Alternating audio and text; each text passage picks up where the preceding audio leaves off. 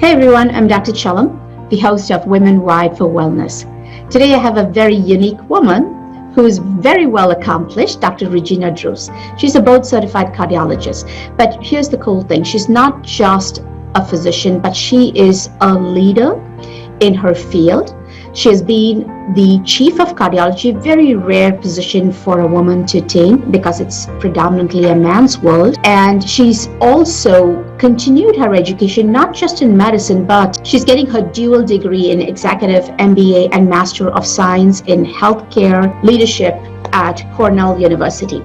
So what I really like about it is she has done so much, everything centered around how to resolve cardiac issues rather than just treat them. Here's something that you want to know about her. She's a nationally recognized speaker, so we're very honored to have her here on our podcast. She lectures at the American College of Cardiology, American Society of Nuclear Cardiology, and Integrative Health Symposium.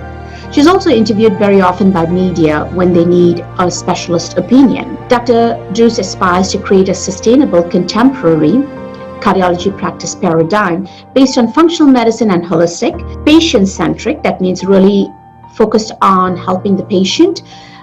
And she does this augmented through data analytics and mobile technology, because we have, I think if there's anything that we've learned in 2020 is we need to be very digitally savvy if we need to continue to provide the care our patients need. So without any further delay, here's my conversation with Dr. Regina Druz.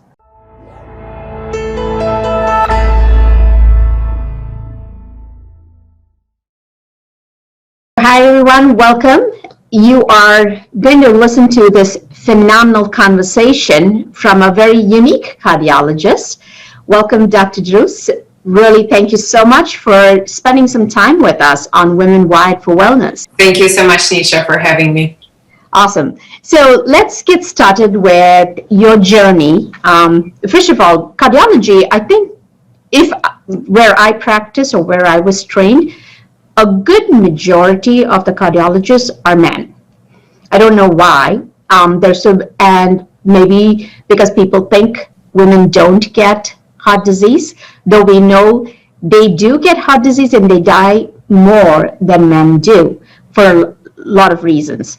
But how did you decide cardiology was your specialty, and why did you decide that way? I'll go to the why first. I think maybe the first time it came to my attention that I can actually do it was in medical school, because we were in the anatomy and physiology class and we had to learn the heart sounds. Yeah. And it was at that time that I had so much fun learning the heart sounds and all the phases of the cardiac cycle, and when certain valves open and close and why they make a sound and how does that all materialize in the physical exam and the electrocardiogram. I knew from that this was sort of a lot of fun and very intriguing, and so much physiology comes into play when you're working in cardiovascular space, not just limited to the heart sounds, but actually to the whole concept of vascular perfusion abnormalities and what you can learn. And then during my training in internal medicine, there was a little bit of an uncertainty. I thought maybe I'll be an endocrinologist, maybe I'll be a rheumatologist. These are very stimulating, very intellectual specialties, but they lacked the actionable, energetic field that cardiology had. This was the era when stenting was just coming onto the scene and for the first time positioned to basically be a priority treatment for acute myocardial infarction, and being part of that and kind of being cooked, if you will, in that secret sauce, and seeing the energy and the adrenaline rush that comes from that moment when someone who is in the midst of a heart attack just gets the blood flow back. That was very inspiring And I think that's still the choice. And you're right, 100%, that even till this day, cardiology continues to be a very heavily male-dominated specialty. We made a lot of progress. I'm active in women in cardiology efforts by the American College of Cardiology. There's been a tremendous amount of effort by the organized cardiology force to actually recruit more women into cardiology. We know, for example, that the internal medicine trainees are currently seem to be 50-50 or some sort of very close proportion, but the amount of women that actually, the proportion that goes into cardiology is very slim. So, I think nowadays we have just a fairly small group. I would, a few years ago, the number of women in cardiology was around 17% or so on a physician level. And nowadays it might be a little bit larger, but we certainly didn't reach parity. And, at the level where I used to be, which is chief of cardiology, less than 5% of cardiology chiefs in the US are women. So that's where we stand. Yeah, actually, cardiology is one of those fields where you get to be a surgeon without being a surgeon. It's almost like, right, you get to be in procedure, get to scrub up, and get to do something and actually fix a problem instantaneously, which only surgeons get to do. I mean, I've always come to, like, where traditional medicine goes, chronic diseases, like, you keep treating the disease never goes away, but a surgeon can fix. You have a problem with your gallbladder, I take it out, and you're good to go back and eat whatever brought your gallbladder problem. You can go back and eat all those things. But I feel like cardiology is a great field that actually saves lives. And so on the same, in the same vein, it's also high stress, just like emergency room physicians. But you see a lot of female emergency room physicians, but not so many female cardiologists. So getting to talk about, in general, cardiology or the heart disease. Most people connect heart disease to just stents, right? I have heart disease. But what is really heart disease? What comprises everything that surrounds the heart?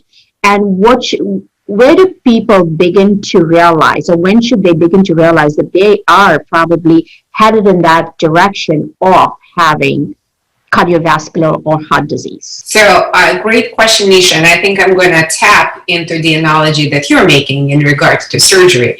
But the interesting thing is that unlike surgery, cardiology actually is working to fix what essentially is a chronic disease. Yeah. Right? And so one of the things that happened to cardiology and cardiologists, and that, of course, happened at the dawn of interventional procedures that, just as you said, were a remarkable step forward. They literally were put in the map by a very interesting efforts by just a few individuals. The father of interventional cardiology tried the angiography on himself first, and then that's how he started. But the idea sort of transplanted into a cardiology mindset that this end-stage management of disease, which is stenting or bypass surgery, and that's usually done by cardiac surgeons, is sort of a cure. And I think what happened is that the mindset shifted, and perception was that procedural aspects of cardiology are highly valuable, whether it's putting in a pacemaker or a defibrillator, or putting in stent or stents, or even sending a patient to surgery. That seemed to have become a definition of what the practice of cardiology really is supposed to be. And it sort of kind of put the priority very low for the preventive effort.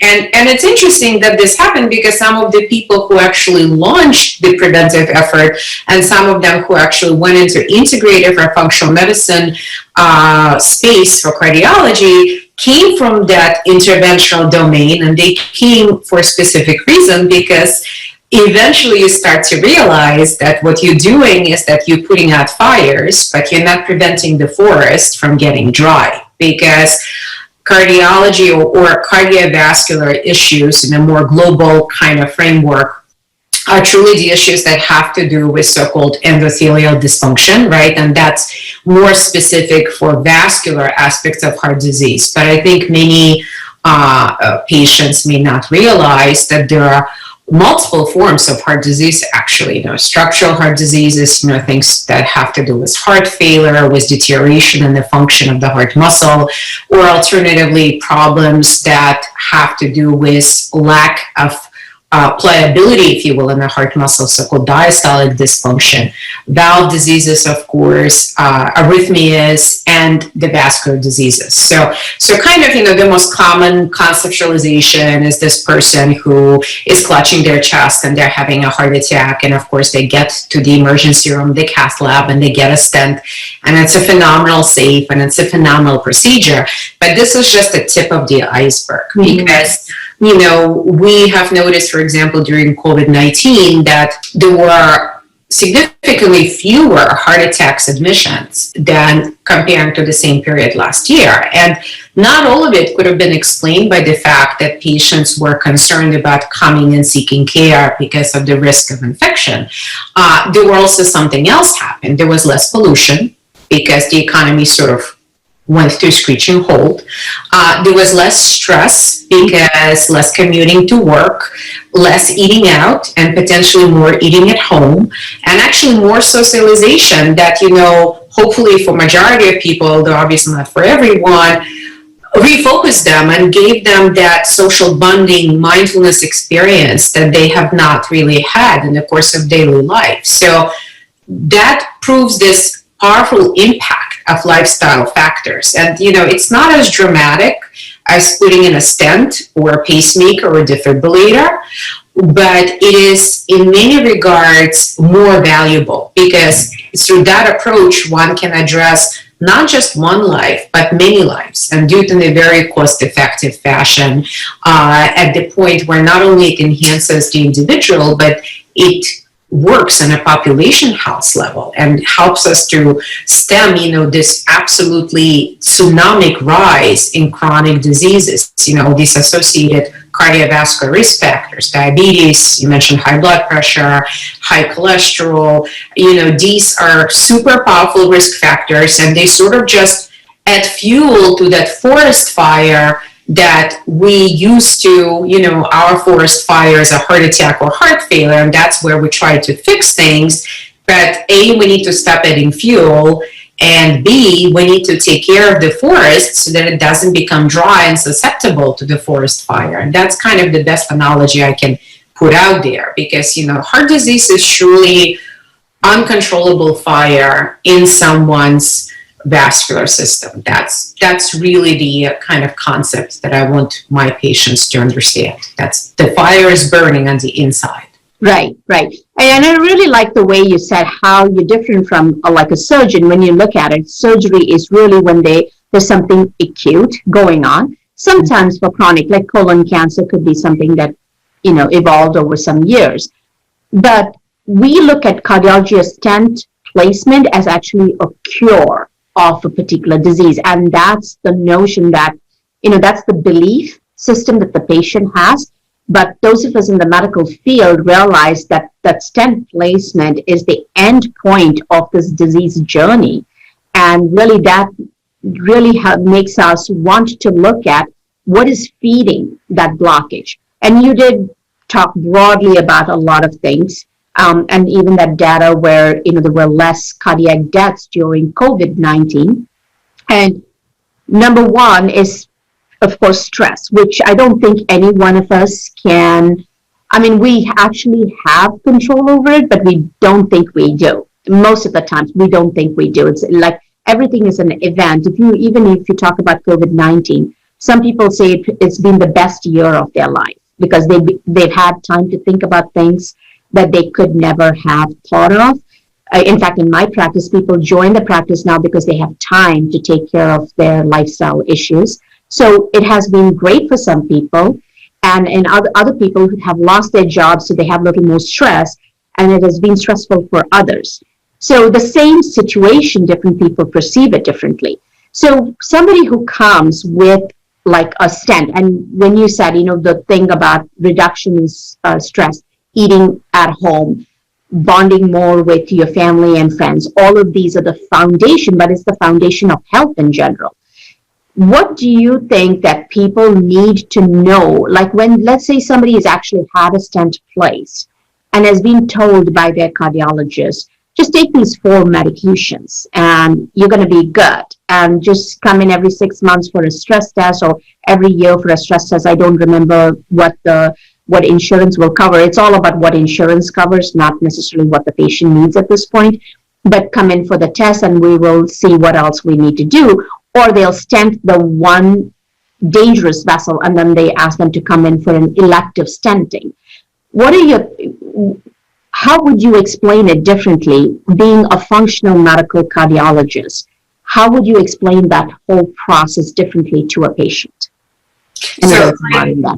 Great question, Nisha. And you know more cardiology than you give yourself credit for. But I wanted just to make sure that it's very clear that during COVID, we had fewer admissions for acute myocardial infarction, but not necessarily lower mortality. Actually, the rate of out-of-hospital cardiac arrest increased substantially, especially in New York City. So there was a lot of concern that patients are delaying care and they're trying to sort of tough it out at home. You know, we don't know yet how it's going to impact, let's say, annual mortality. But what was striking is that rapid reduction in acute MI presentations. And, and not all of it could have been attributed just to fear of being admitted to a hospital. But to go back to your question, is that what usually happens when a patient like this sees me, and this is, very common in my practice, probably one of the most common patient types, is that the first thing that we always discuss is the very notion that stenting just addresses end stage of a disease that happens to happen in a particular time period, right? Particular time frame. And I usually tell my patients that this plaque is sort of like a scar, if you will, in your coronary artery, and it may potentially be bleeding or, not healing well. It could pop, which is when you have a heart attack, or it could calcify, and this is where you have a more stable situation. But for every one of those areas, we call them stenoses, for every one of those stenotic areas, for every one of those blockages, the process that put them into place is diffuse, and it's happening in every single blood vessel of the body, down to the most microscopic level. And so what makes this process go forward? Well, we have our traditional risk factors, right? Hypertension, diabetes, high cholesterol, stress, smoking, obesity had recently been recognized as a type of a risk factor. That's right. So, so those are traditional risk factors. They come from long-term studies, Framingham heart studies, and the Offspring heart studies. And there is good data to support that if patients do just a minimum of mitigating those risk factors, they're a kind of lifetime risk of cardiac diseases, including mortality, will be cut substantially. But from a functional medicine perspective, we have to go deeper, and we have to say, well, why do they develop high blood pressure? Why do they develop diabetes or insulin resistance? Why are they prone to being obese? What's driving the increase in cholesterol? What is the reason that they are constantly anxious and maybe resorting to, smoking or other substances, so to speak, to medicate themselves? What's the impact of their genetics as well as their environment? Lack of a support system, lack of loving relationships, pollution, stressful job environment. So this, I think, where functional medicine gives us the foundation that traditional cardiology does not quite see yet. They're sort of beginning to emerge from realization that these traditional risk factors that we have are powerful, but they're not enough, because we know there is a residual risk pretty much for every single patient. So how do we take this population-based framework and now personalize the risk estimate for every patient? And, a lot of my time is spent discussing with the patient how we're going to personalize this risk estimate and what we can do about it. And, a big part of it, of course, is the entire immune and inflammatory root cause for vascular diseases, and not just for cardiovascular disease, but also for structural heart diseases, for example, such as heart failure, and even for other diseases like Alzheimer's or cancer. So how do we identify these immune drivers? How do we quantify the state of inflammation? And how do we do what functional medicine does best? Provide something that an individual is missing and remove something that potentially is harming their health, right? So there is always a balance. And so this is where I think the radical difference is that, I'm not going to tell a patient, just take this medication for blood pressure.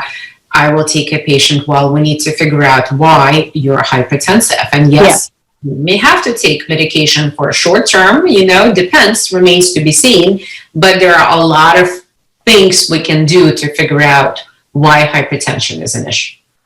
Right.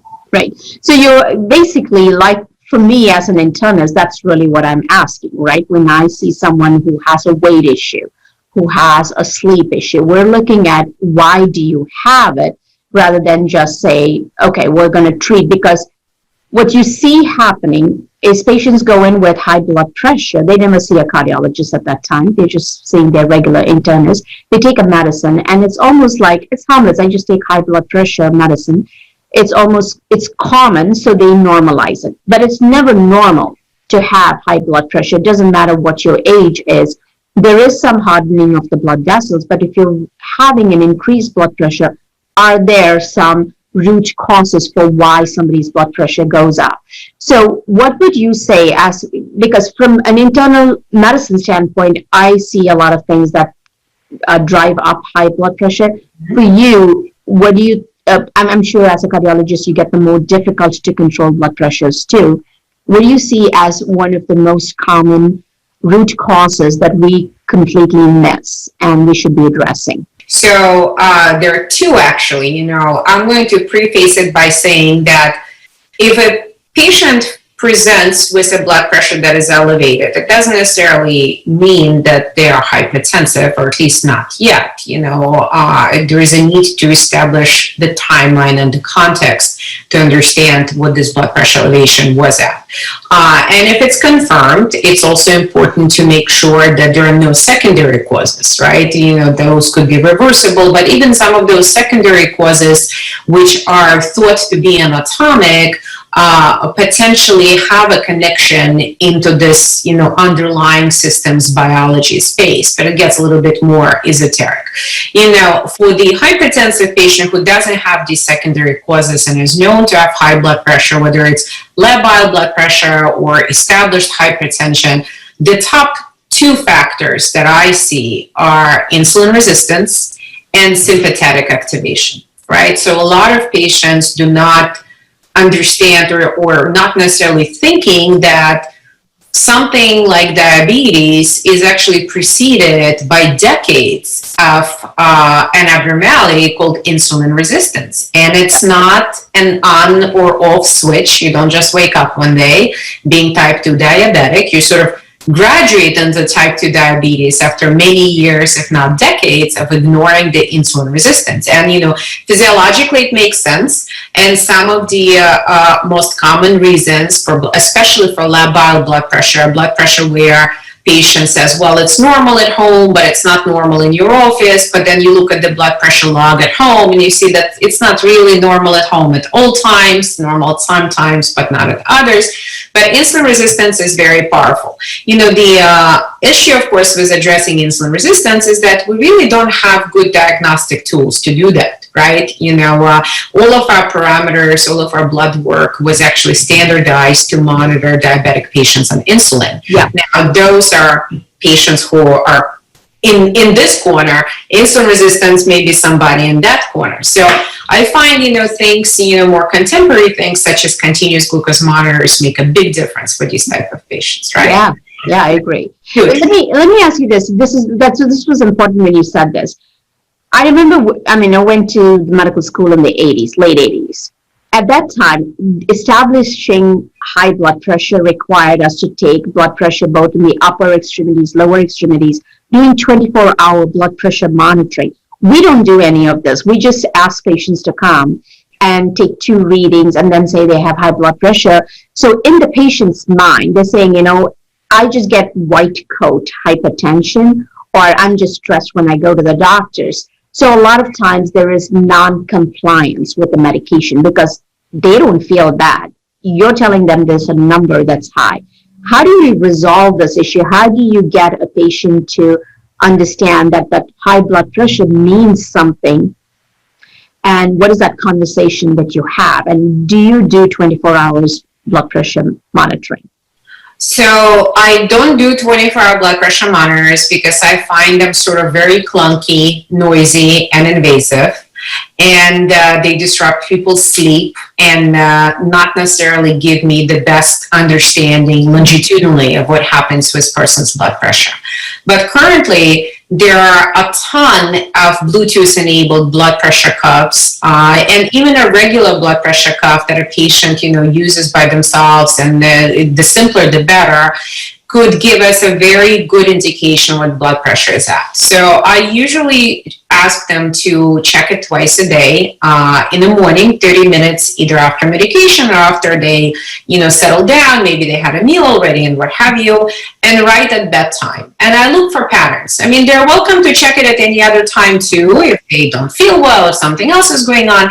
But we need at least those 2 time points, to kind of make a decision and see longitudinally what the blood pressure is in the context of their daily life. And it's amazing how many patients who say, oh, I just have white coat hypertension. I'm always like this in doctor's offices, and you look at their blood pressure diary and, well, no, they don't just have the white coat hypertension. They have what's called labile hypertension. I ask them to bring their blood pressure cuffs to the office visit so that we can see if, their cuff and my cuff are sort of measuring in the same zone, in the plus minus 10 millimeters of mercury.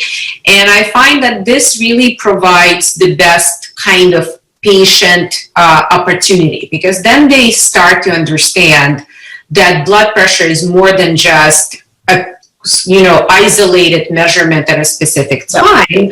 It's more of a longitudinal or continuous variable, which is very important for them to keep an eye on. Of course, being a cardiologist, I have certain advantages because I can always get, my handheld ultrasound and do a quick echocardiogram and look for the thickening of the heart muscle and the relaxation patterns, as well as other parameters. And I know, based on that and, based on electrocardiogram as well, whether there's any evidence of end organ involvement, right? Because there are also entities called masked hypertension. There are sometimes patients come into your office and they're normotensive, and yet you find these footprints of end organ involvement, and this is a very interesting entity. It's called masked hypertension. That's for whichever reason in your office they happen to be normotensive today, but they're not necessarily normotensive at other times, or blood pressure is labile.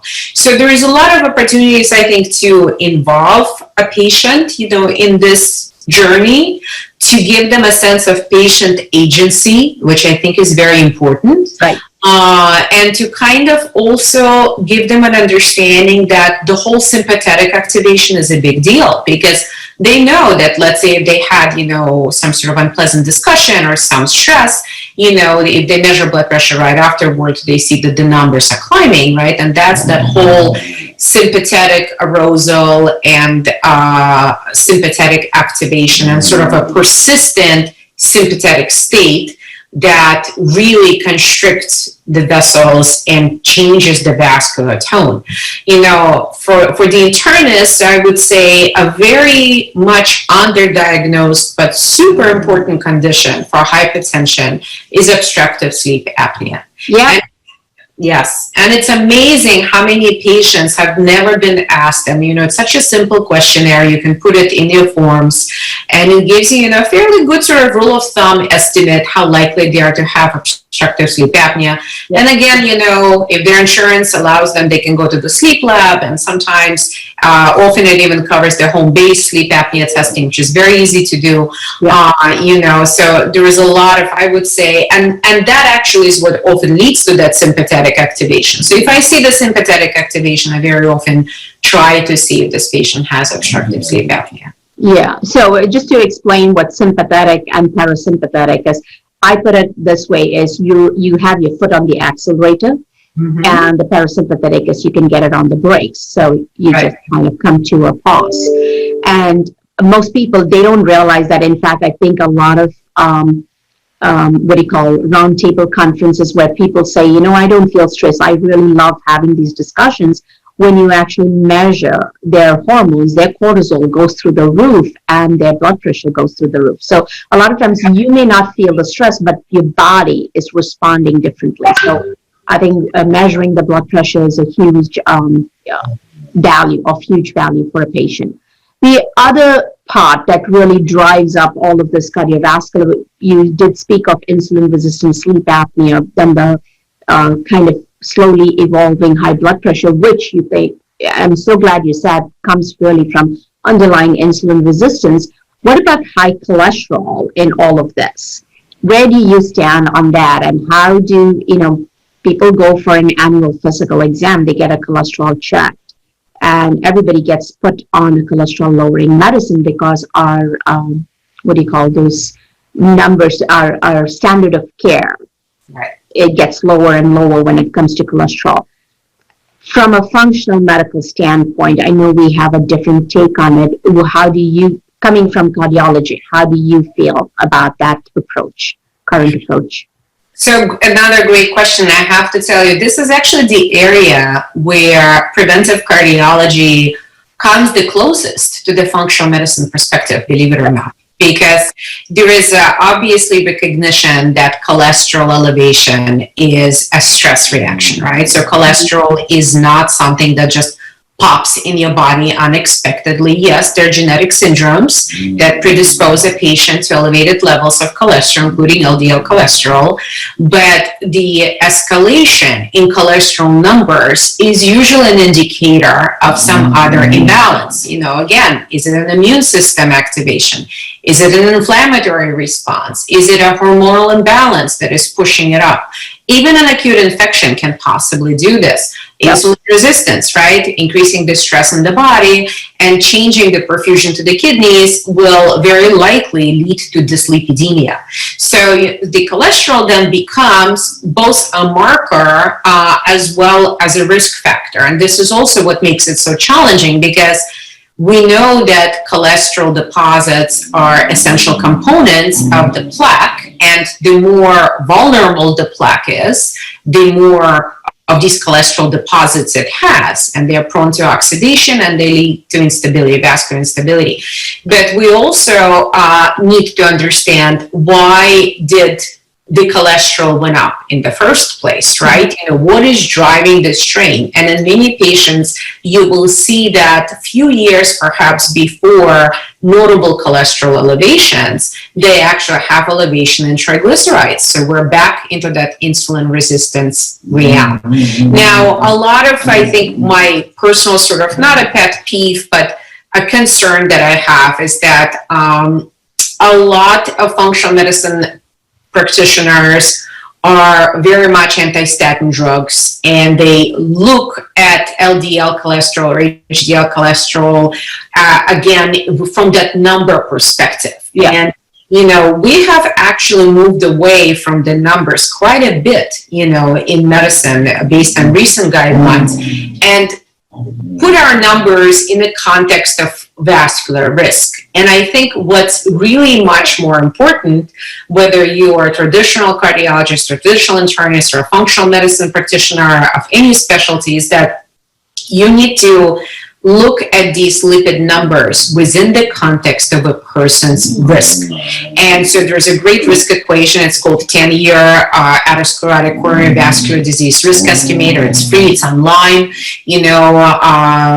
A patient can plug in their numbers, a practitioner can plug in their numbers. It sort of gives you a ballpark estimate, this patient in front of you versus the population level of risk, how do they get defined, within that population. And looking then at cholesterol balance, one has to say, well, what is the driver behind it, and what is also the risk behind it, because the duration of exposure to elevated cholesterol is important. Yeah. The presence or absence of vascular disease is important, because we know that once there is vascular disease, whether a person has identifiable plaque, a calcium score, a prior heart attack, a stent or bypass surgery, there is benefit to lowering that LDL cholesterol with statin drugs, right? That's not the only benefit a patient can have. The root causes still need to be addressed, because there's residual risk that occurs even with absolutely optimal level of LDL cholesterol. And it is that concept of personal risk and residual risk that I think bridges right now the preventive cardiology thinking with the functional medicine perspective. I think that's where we can probably find the closest alignment. Yeah. So, I find that when people's cholesterol goes up over a period of time, especially when just the LDL alone goes up, I can bet there's something going on with their thyroid if the LDL alone goes up. Now, a lot of times the whole cholesterol profile, the total cholesterol, triglycerides, all of those go up. And being of South Asian origin, a lot of South Asians do come to my practice. And one of the things I realized is when I shift their diet, really literally remove oils, particularly this infamous olive oil, cooking everything in olive oil, it actually shifts there. Oh, that's your dog on the background. Look at that. I'm gonna let her out if that's okay. Yeah, absolutely. Go ahead. I'm recording because she's like making noises here. Okay, so hold on a second. Oh. She's making noises. You see? Cute. She's cute, but she's making noises now. Sometimes she just, wants to assert herself, and I'm like, oh, I just saw in between your background. It's like I see that cute face. But anyways, so when I find that shifting, that moving away from the oils really improves the cholesterol profile, because I think it improves their insulin resistance, not because of their cholesterol. This is because a lot of them have high triglycerides. So if you could just give a good understanding from a cardiology standpoint for patients who are listening to this, when they're told that they have normal cholesterol, what are their doctors talking about? Is it the LDL, the total cholesterol, triglycerides? How are they all different? And is HDL, having a high HDL, I still find a lot of physicians say, oh, you have a high HDL, so you're good, you're protected. What is the fact and what is the myth in that?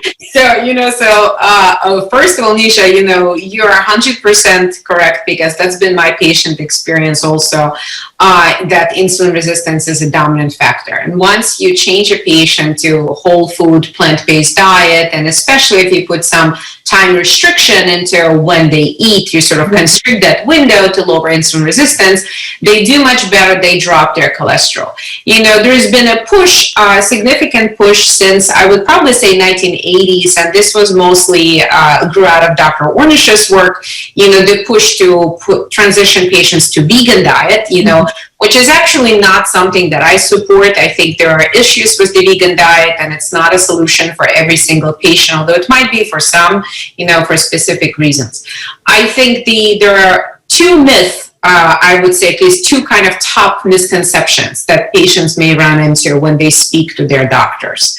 One of them is when a physician says, well, your LDL cholesterol is elevated, but your ratios are good.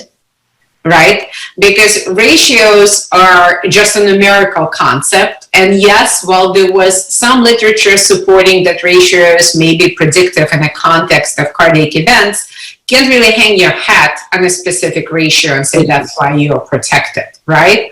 And the second situation, and that usually has to do with LDL cholesterol is elevated, but your total cholesterol to HDL ratios are good. Mm-hmm. Now, you're right, 100% that hormonal influences are tremendous, not just the thyroid. And usually if I see an abrupt rise in total cholesterol, I'm looking for thyroid issue. If there's sort of a fairly rapid, bump.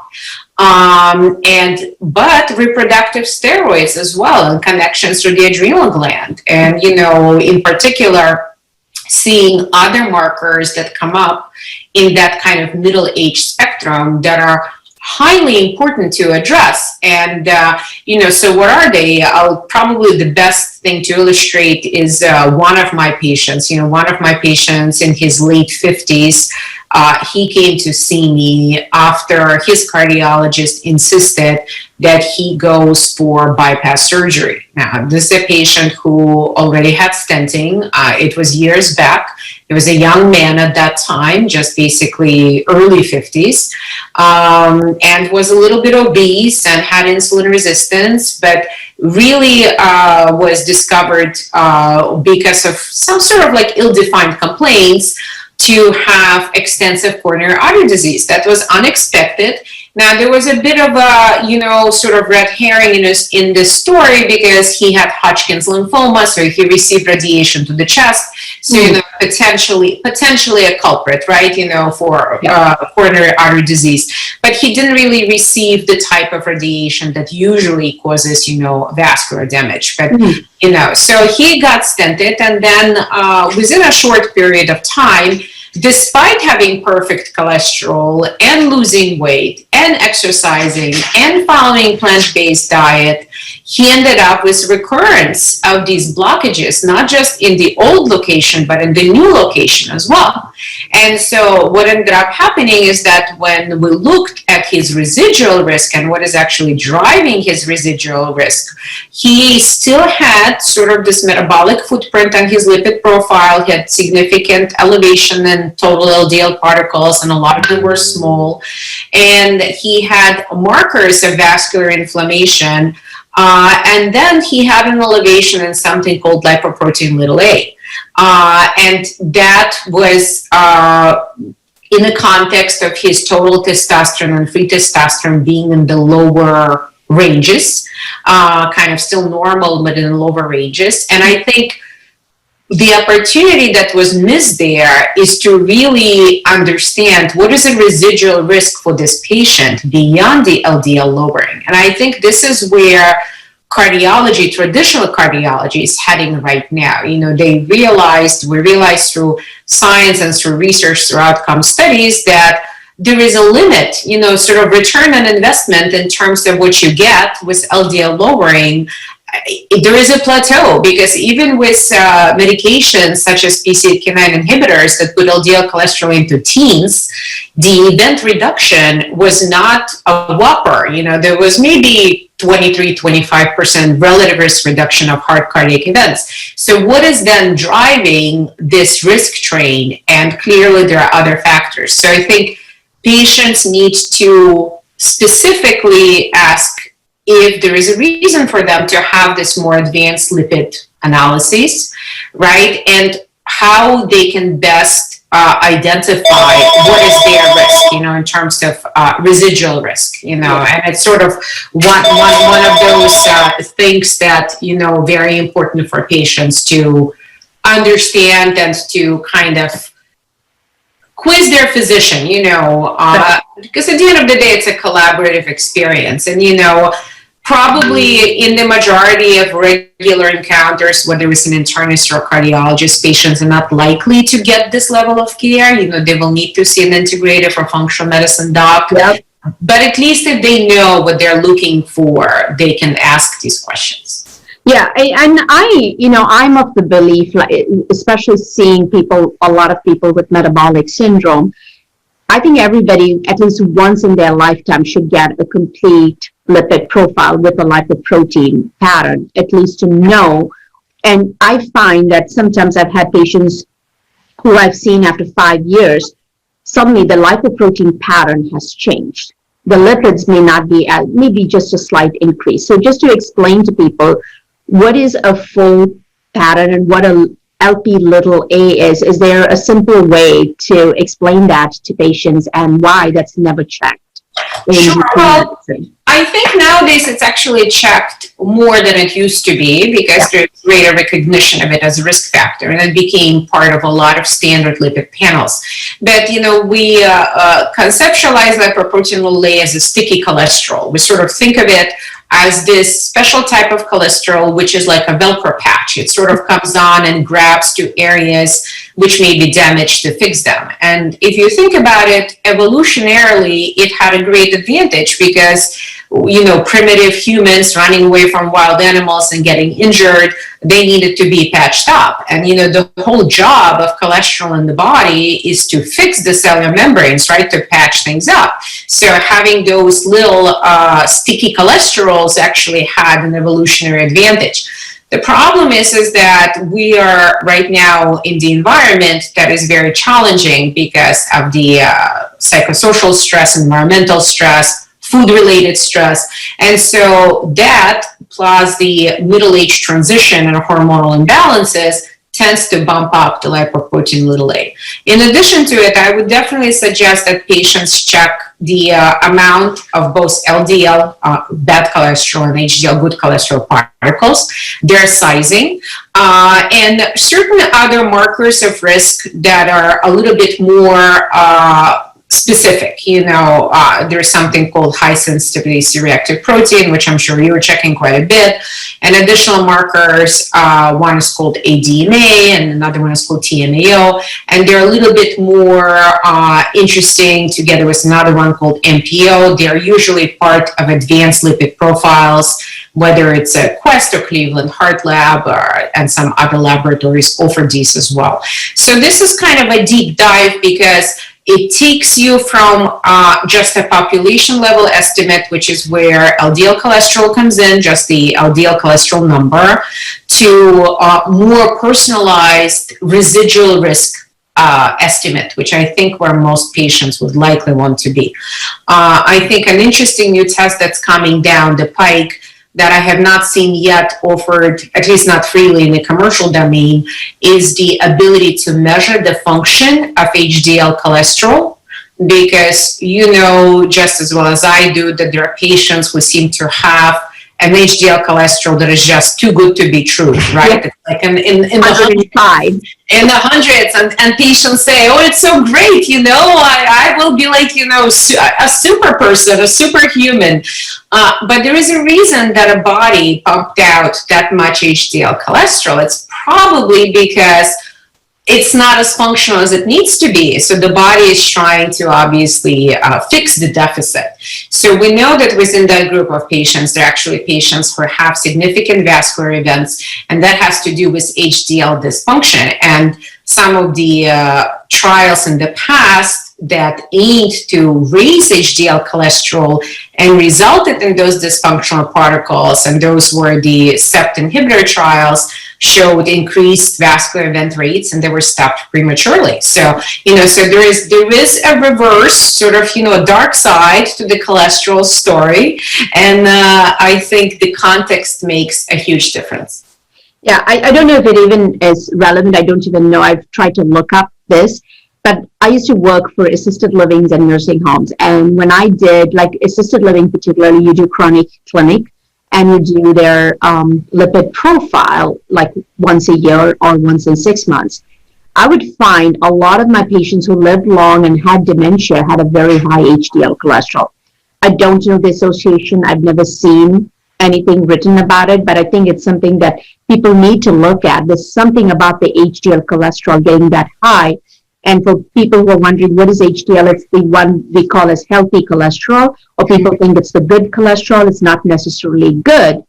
Sometimes when it's high, you really need to dig for, some other reason. And in fact, I think I saw an article that said high HDL cholesterol also could mean exposure to toxins. Now, I don't know what kind of toxins, but there are so many theories behind very high so-called good cholesterol. So in terms of this cholesterol, like you do a profile, you find that, somebody, in fact, I'm a part of the National Lipid Association, and a lot of their focus is on genetic disorders of high cholesterol. They rarely speak about regular people having high cholesterol. It's really, the familial hypercholesterolemia and or combined disorders. How often is cholesterol, what is the percentage of true genetic problems with high cholesterol? What do you see in your practice? Well, so I can tell you, I apologize for these phone calls, but I can tell you that familial hypercholesterolemia in a homozygous form, which is actually quite rare. Yeah. And that's the one where patients present as children. They have, phenomenal LDL elevations. They usually need LDL apheresis. And so they are, unfortunately, suffer from a lot of vascular events early on.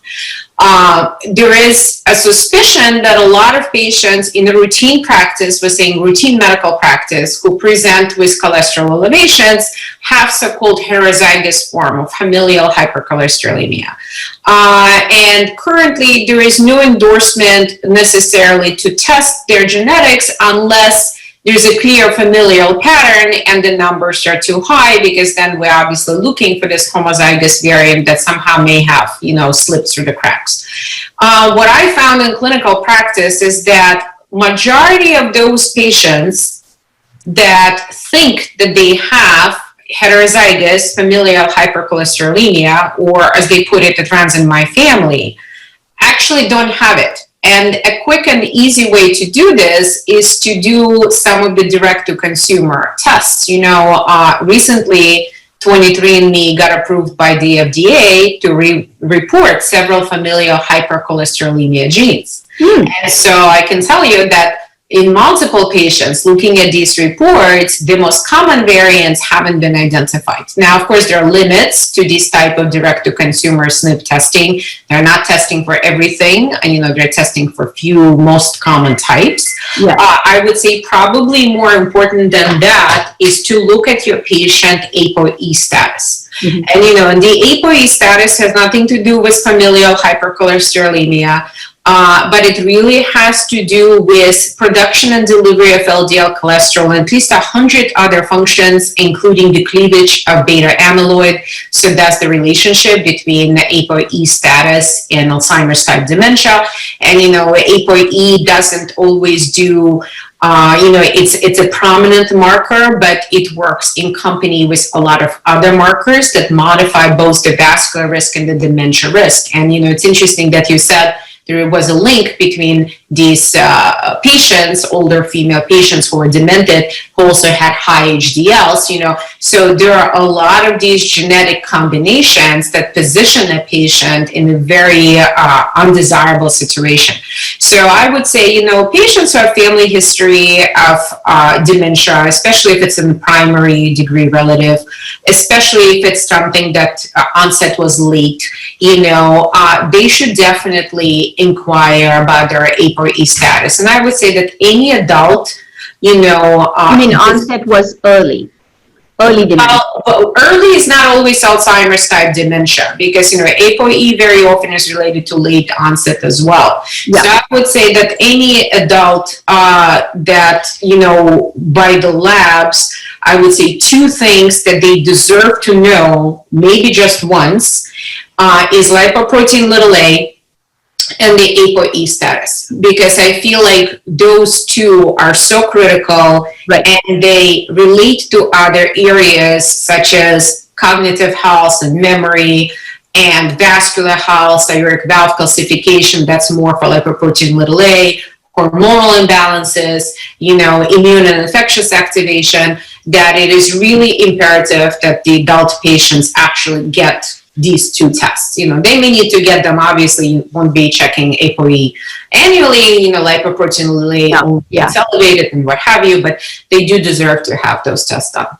Yeah, I totally agree. I don't think I have any patient in the last 5 years that hasn't had an ApoE. In fact, I think I started ApoE testing probably in 2011 because I find it so valuable to give them even the dietary counseling and, the exercise recommendations to protect your brain. So in terms of cholesterol, so somebody who is taking a statin, now that you mentioned that, I think it's the most controversial drug ever, right? The cardiologists would want to take it even if they don't have a cholesterol problem, because they feel like, there's so many benefits to it. And then Google University frightens everybody, saying, you take a statin, you're going to have dementia, you're going to have diabetes. There's some truth to both.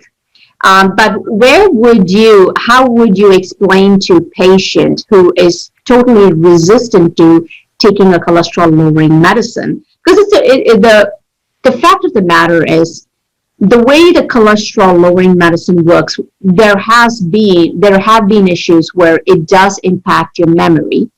Some people more than others, and then there is definitely 25 to 30% increased risk at a certain dosage, particularly in women, to develop diabetes. So a lot of people will say, I took the cholesterol lowering medicine, that's how I got diabetes. So it's the chicken and egg story. Did your cholesterol go up because you started having insulin resistance to begin with, and you just suppressed the cholesterol, right, and now you have diabetes because you've not addressed the root cause? So how would you educate people on that?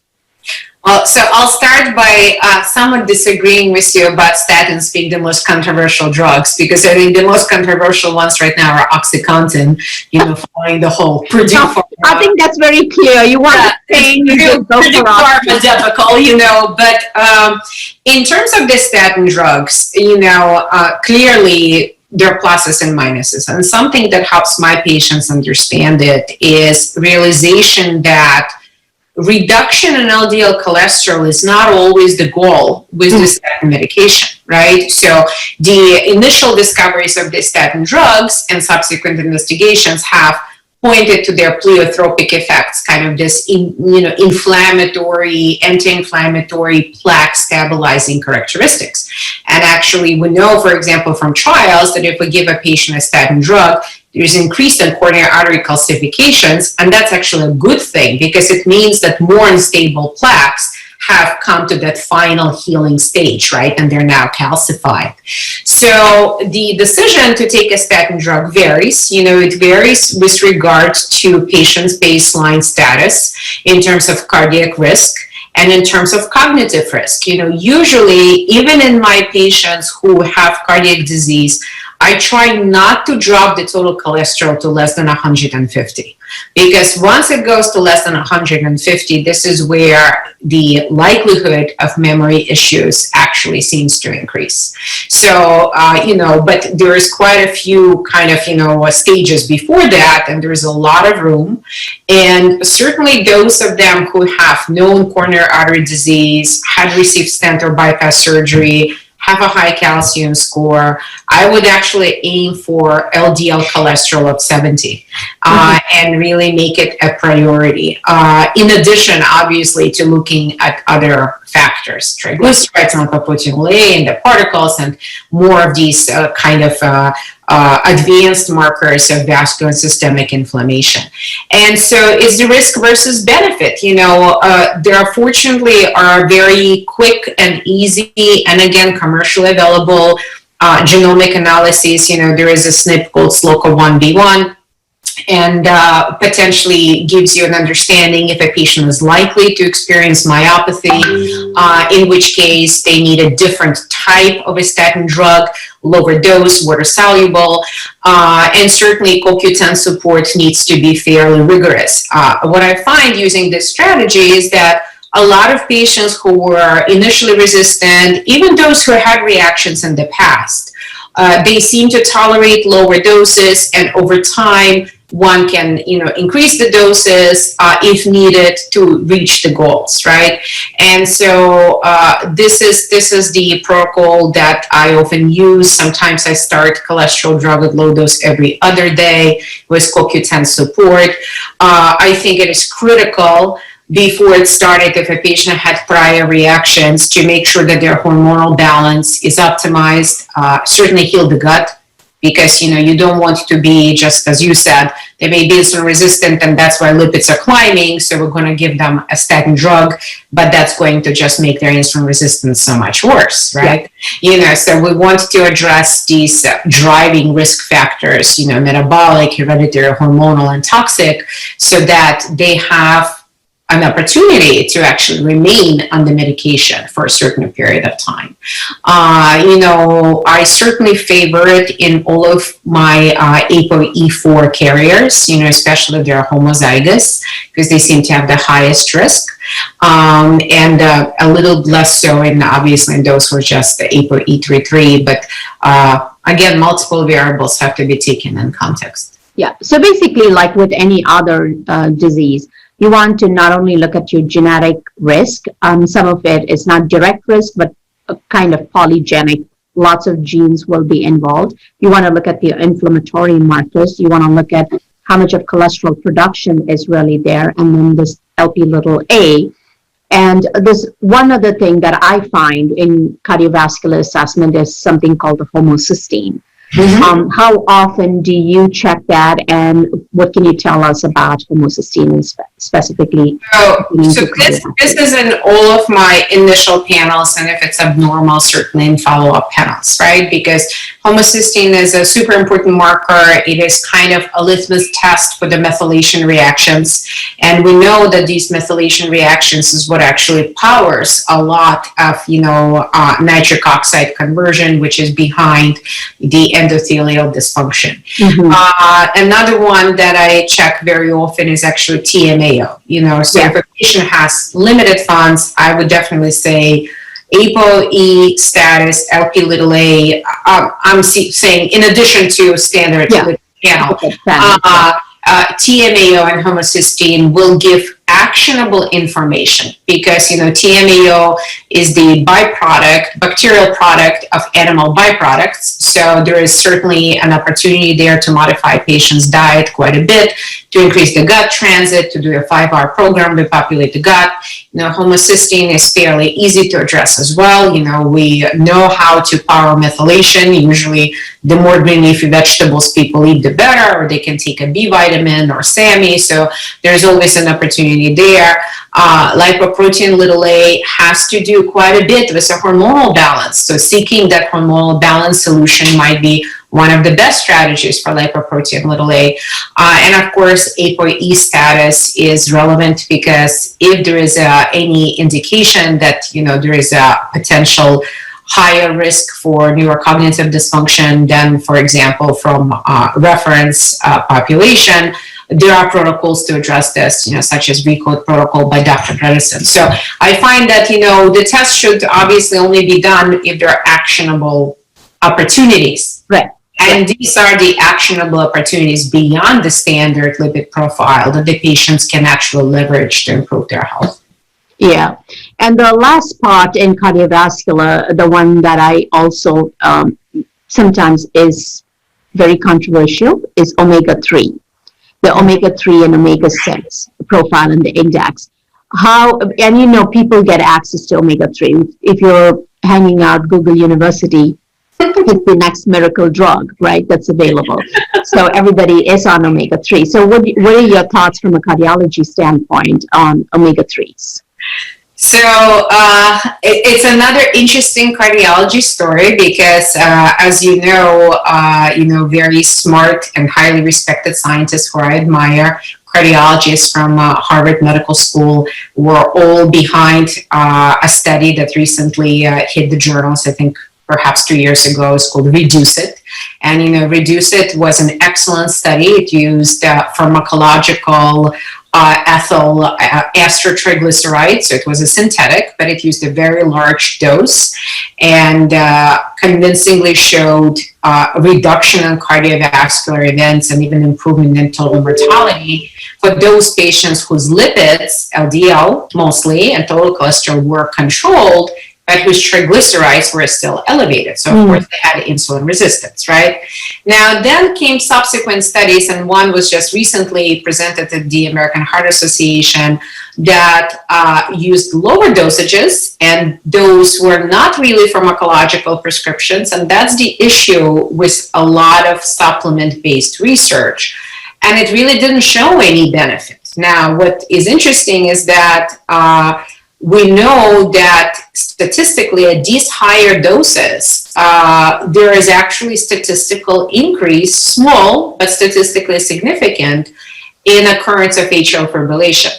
So there is no universal fish oils are good for you all the time, get as many as you can kind of, recipe here. I think that there is certainly, if a patient is eligible, one can certainly use those prescription-based fish oils. They're EPA only, so they don't have any DHA component, but they may have prescription insurance coverage. I certainly almost never try to use them at these maximal doses. I usually kind of give half dose, and that happens often because a lot of patients are on aspirin and maybe some other, inhibitors. Yeah, so you need to be careful with that. Plus if they go for procedures, they're going to be asked to stop them. So that's all good. And I don't feel that there is a need to make them super high. But omega-3 to omega-6 related to omega-3 index, if we can get it to be kind of 4 or 5 to 1, I think we'll do very well. And if we can get overall omega-3 index to be somewhere around 4.5 to 5, we're also going to do well, because that's sort of the sweet spot, But I certainly would not advise patients to run and, purchase tons of fish oils. And outside of the fact that it could also have certain toxicity if it's direct to consumer and rancidity and, just not be pure and potentially have mercury contamination. So yeah, story is still being written on omega-3 fatty acids. It goes in cardiology. Sometimes the new chapters are rolling off the presses. Right. So, as a cardiologist, if somebody comes in, at a party, they just want to know, what should I be eating to protect my heart? What would you say? I would say put down your drink and your plate full of food, and you protecting your heart immediately, starting now. Don't have a heart attack on the plate. You honestly just modified in an instant your entire vascular response. Yes, that's no one's going to do that. So obviously, it's like, what would be a cardiologist's recommendation of a diet that is heart friendly? Yes, I would say whatever includes no to limited sugar, for sure, right? So elimination of all the simple sugars is key. Certainly, most of the patients, I guess, that I see, and probably most of the patients that you see, may have already eliminated fast foods and ultra-processed foods, right? And saturated or trans fats. So I'm assuming that most patients have already done kind of the basic lifestyle effort. But at that juncture, it's really eliminating the secret kind of sources of sugar. And in addition to it, really practicing time-restricted eating pattern.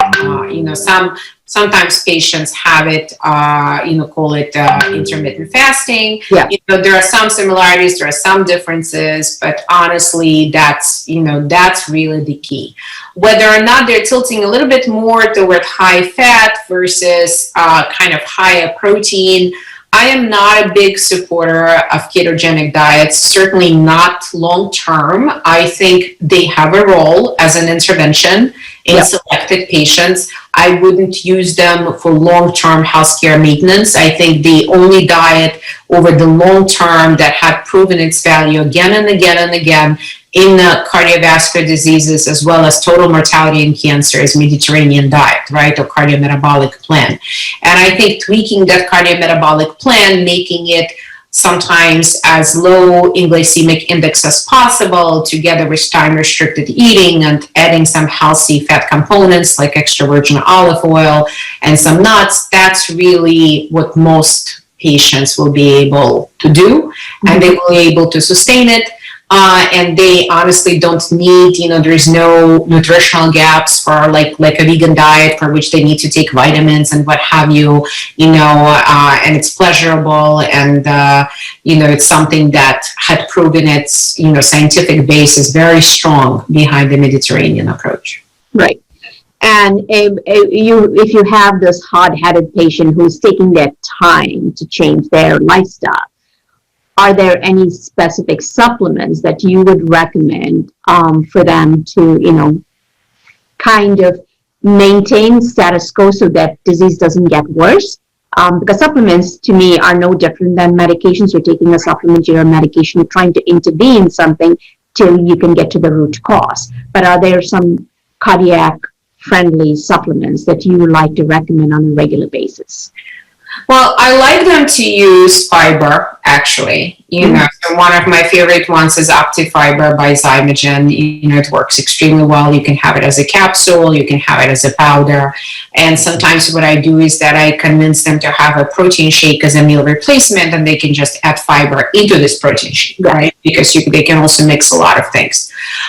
For patients who are insulin resistant, alpha lipoic acid, especially extended release, and some of it is compounded with bergamot, seems to work very well for both the sugar and the lipids. I think the newer supplement that I came across also was a Zymogen line is called Burgacore Plus. So it's actually bergamot and amla, which is Indian gooseberry. Yeah. So the results are excellent. I actually have one patient who absolutely refuses to have any statins, despite the coronary calcium score of nearly 500. So we had to go with fiber and Burgacore Plus, and she had approximately a 30% drop in her LDL cholesterol. Now, she truly is familial heterozygous dyslipidemic patient because her baseline LDL-Cs are approaching 300. So with diet and time-restricted eating and collection of supplements, she was able to bring her LDL into 250s, but it's still, far cry from the 70 to 100 that she needs to be on, so we have, so obviously we can at least get halfway of the way there. Let's see if we can kind of, keep on moving forward. So those I would think would be very important for patients. And honestly, they don't necessarily need to buy anything way too expensive. If they just want to use Metamucil and that's all they can afford, that would be fine too, as long as they're actually using it. Yeah. Okay. Yeah, Metamucil, I think, is made from wheat, if I'm not mistaken. It is, but if they can tolerate it and they feel comfortable with it, usually for my older patients, if that's the only fiber they're willing to consume, I let them do that. Right. They do understand, and I tell them that very specifically, that none of the supplements that are direct to consumer will usually work the way that professional supplementation does. Right. And and I had proven it to myself time and time again, and also to multiple patients. So at this point, it's not even worth, our discussion to prove this, but they have a choice, and the choice, of course, is either to follow a recommendation and try to make a difference, or not. That's right. Is there anything in this conversation you wish that I asked, but I did not? That's a tough one. Well, we only had a short span of time, and I actually have a hard stop because I need to jump off in about 5 minutes.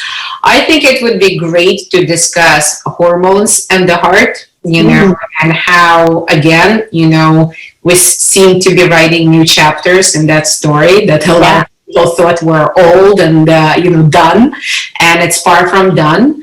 And especially focus a bit more, even within the hormonal context, really focus on heart diseases that are very unique and highly concentrated in women. And those are structural heart diseases and certain specific vascular diseases, actually coronary syndromes that are very unusual. We don't see them in male patients as often, hardly ever.